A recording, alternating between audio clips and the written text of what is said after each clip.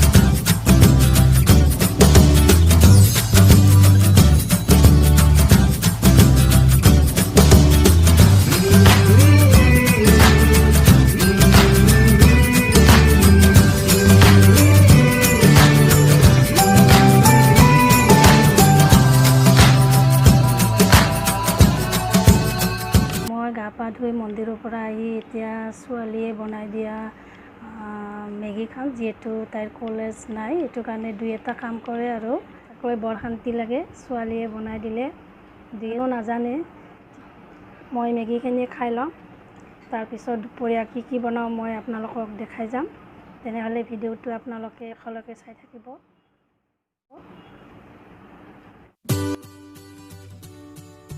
এতিয়া ভেন্দি ভাজিম এয়া মই আগতে তেল দি লৈছোঁ তাৰপিছত কেঁচা জ্বালা আৰু পিঁয়াজ দি দিলোঁ পিঁয়াজখিনি ভালদৰে ভাজাৰ পিছত এয়া মই ভেন্দিখিনি দি দিছোঁ চিম্পুলকৈয়ে ভাজিম সকলোৱেতো জানে ভেন্দি ভাজিব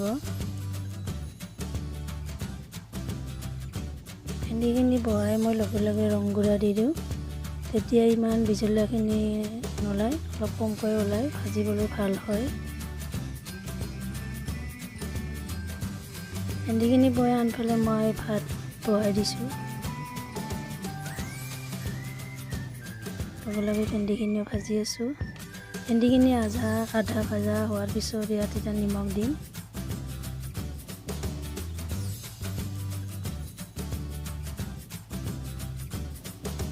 নিমখখিনি দি ভালদৰে লৰাই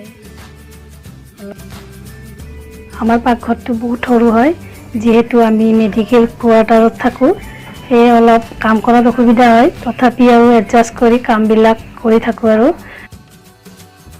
ভেন্দিখন ভাজা আপোনালোকক ইমানখিনি দেখুওৱা নাই যিহেতু সকলোৱে জানে এয়া মই আন এখন ভাজিবলৈ ওলাইছোঁ এয়া পটল আৰু আলু দীঘলকৈ কাটি লৈছোঁ মই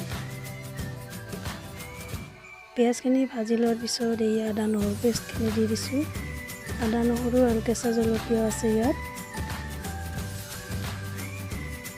এইখিনি ভালদৰে ভাজি তাৰপিছত পটল আৰু আলুখিনি দি দিম।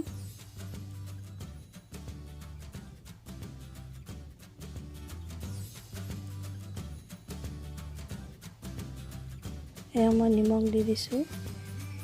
এনেকৈ ভাজাখন এবাৰ বনাই চাবচোন, বহুত টেষ্টি হয়, খাবলৈ বহুত ভাল হয়। এয়া ৰং গুড়া দিছোঁ। তাৰপিছত এই ভাজাখন মই ভালদৰে ভাজিম। ঢাকনি মাৰি মাৰি ভাজিম।